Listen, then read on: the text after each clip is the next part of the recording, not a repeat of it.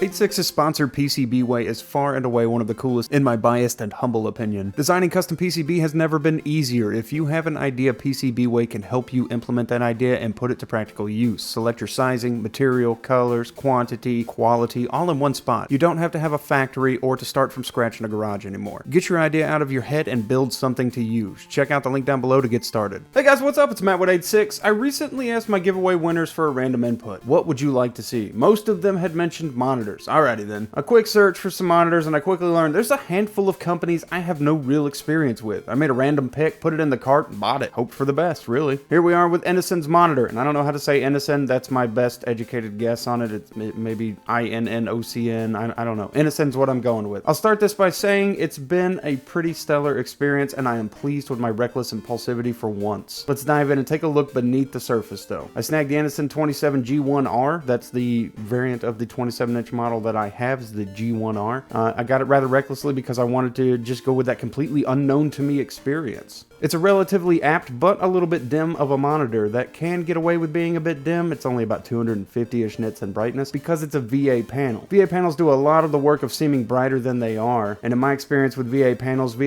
reveal areas that should be much darker in representation but not in practice with VA technology. This isn't a bad thing, especially for gaming, but it can be a bit of a bad thing for those looking for a more cinematic approach or appeal. They are often gorgeous panels, but definitely different, and usually crush the black crush test with relative ease, as you can see here, while often they suffer a little bit with the ghosting, as you can see here. Just be advised, if you've never had a VA panel before, it's going to feel pretty backlit bright to you. Backlight bleed is not necessarily a big problem here, but a VA panel just has a way of having that illuminated, almost washed look to it, where your blacks look a little more gray than they do black. That's kind of the nature of the beast with a lot of the VA panels. The panel is a 16:9 aspect ratio, 1440p resolution, making the 27-inch image perfectly crisp and clear for an experience in gaming on 144 Hz. 144 Hz is sort of the new norm of refresh rates as far as gaming monitors have gone. Things have gotten a lot, higher and faster when it comes to that, so 144 Hz is sort of that baseline. It's still a happy place for me. The monitor has a boasted 1 millisecond latency time, which is really just marketing hobbledegook as it measures gray to gray with a margin of error. Realistically, 3 to 5 milliseconds black to black should be the expectation, which is still pretty awesome. But saying 1 milliseconds and not mentioning gray to gray, it sounds better, so I kind of get it from a marketing standpoint, I suppose. The 27G1R utilizes VESA Adaptive Sync and states that it's G-Sync compatible. However, I have no option to enable it, and in NVIDIA's own control panel, there's no option for setup for it with G-Sync. Best guess is the statement is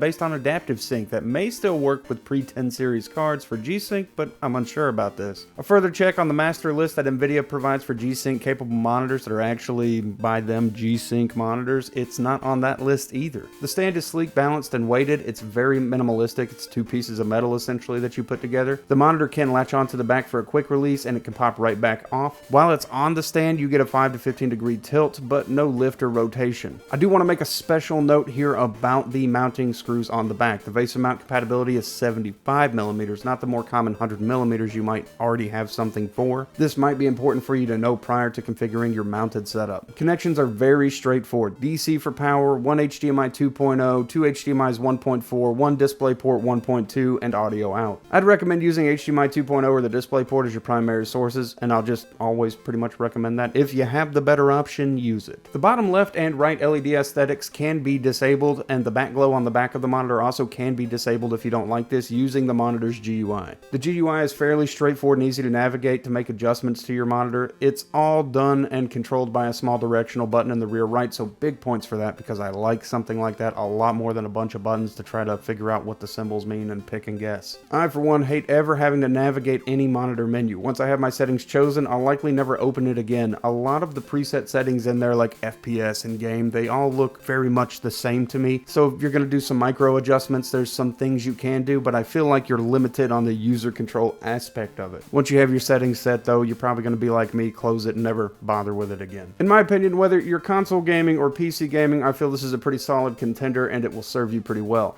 I am perfectly content with the experience personally. I hope this was somewhat helpful and useful to you guys. Have a great day, night, whatever it is, and I'll see you in the next video I do.